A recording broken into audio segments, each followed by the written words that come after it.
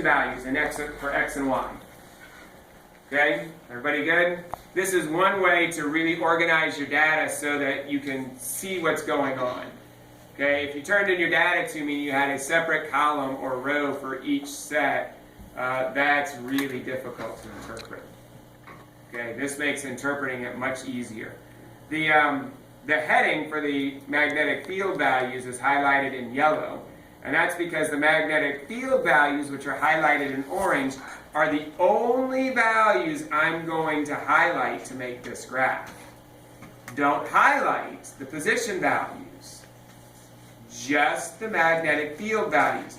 Just like when you normally make a graph in Excel, you highlight just the y values, right? That's what we're doing here. We're highlighting just the vertical values. Okay, so I'm only going to highlight the part that's in orange. Okay, and this is a special kind of graph which is not going to show up when we get ready to insert our graph. So here we go, highlight all of the magnetic field values. Okay, now I need to insert a graph. So we'll go to Insert, Charts, and none of those are the chart that I want. Dang it. But you see this little arrow here? See all charts. Oh, good. Recommended charts. No, Excel is clueless. Not the recommended charts. All charts. Okay, and see we have this nice list right here, and we want to make a surface.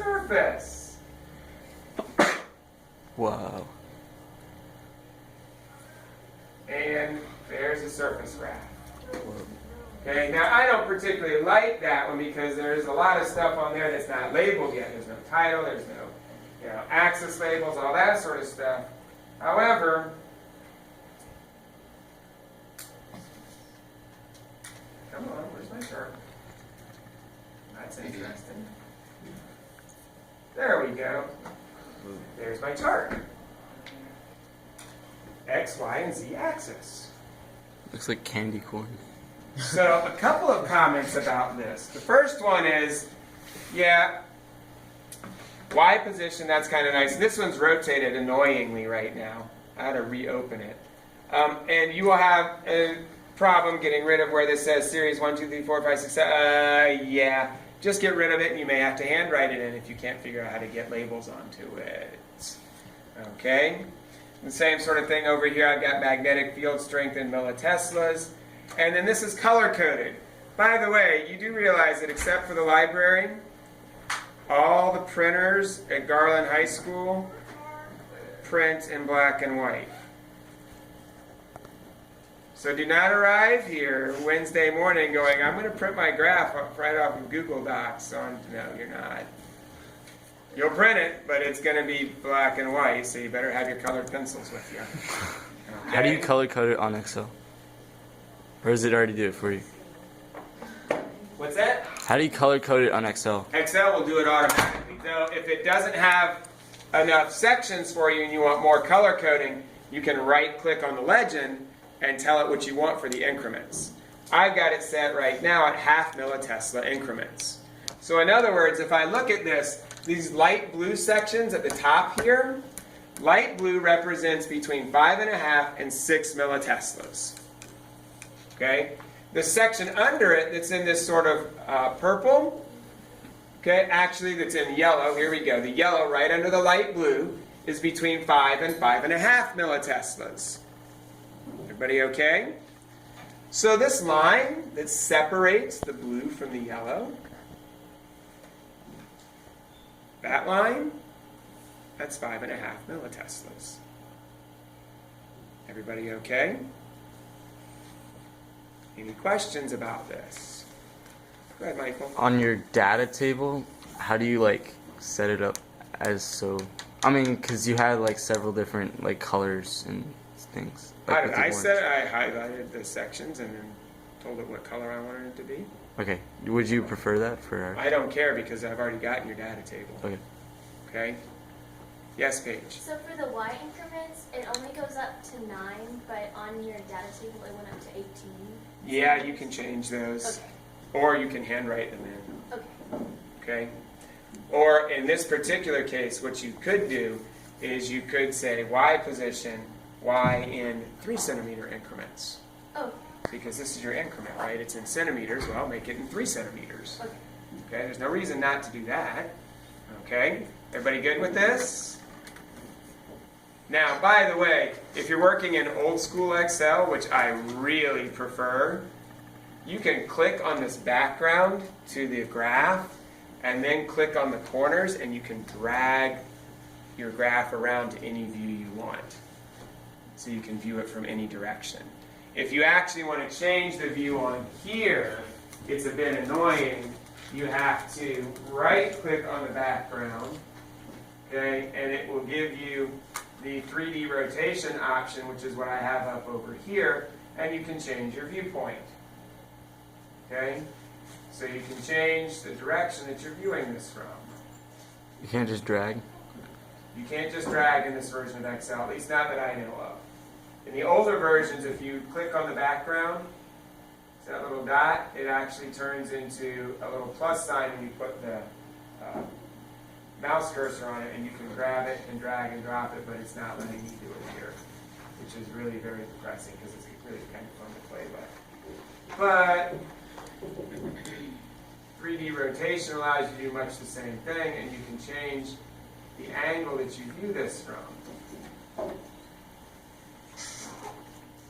Note if I do this,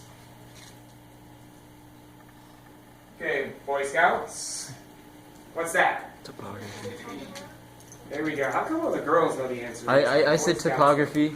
I've never been Okay. in Boy Scouts, but Okay.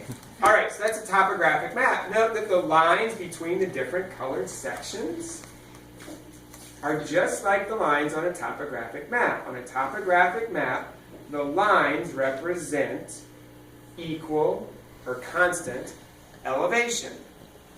The lines separating the colors here represent constant magnetic field strength. Everybody good? Note that the peaks, well, you should be able to tell me what the peaks represent by the time you make your graph. Okay? Everybody good? Any questions about this? By the way, if you play with it and then go, oh, I wish it was back like it was when I started. Default rotation. There you go. Right back where I started. Or Control Z, which you might have to do that repeatedly. Everybody okay? We all managed to make this? we can attempt. Can you help me in tutorials? Yeah. Okay, cool. It's not that you have to set up the data the way I had it set up, though. Can you go back to your Okay? data The table? data, now, it doesn't have to have all the pretty labels and be all color-coded like that. But you do have to have the magnetic field values set up like this, so that you can highlight them like that. If you don't, you can't make this kind of graph. All right? Wait, so you highlighted all of them and then you said insert the graph in, Then I said insert the graph, yes. and then color coded it by itself? Or Yes, did you it work did. Oh. No, even when I did that on here, just using the default, it did a pretty good job. For a while, Excel wasn't doing a very good job with, oops, I need to go to insert, with this. And it didn't give you very many colors. Give it a moment, it has to think. Really, you really do need more colors than that. If you right-click on the legend, you can adjust how many colors by adjusting the increments. Because see, right now, it's got this, it only goes to a little over 6 milliteslas, and it's got it in 2 millitesla increments. Really, guys? Come on, we can do better than that. Okay? So if you just right-click on the legend, you can usually, on that legend, okay, you can adjust the increments on your legend. Okay? Everybody all right?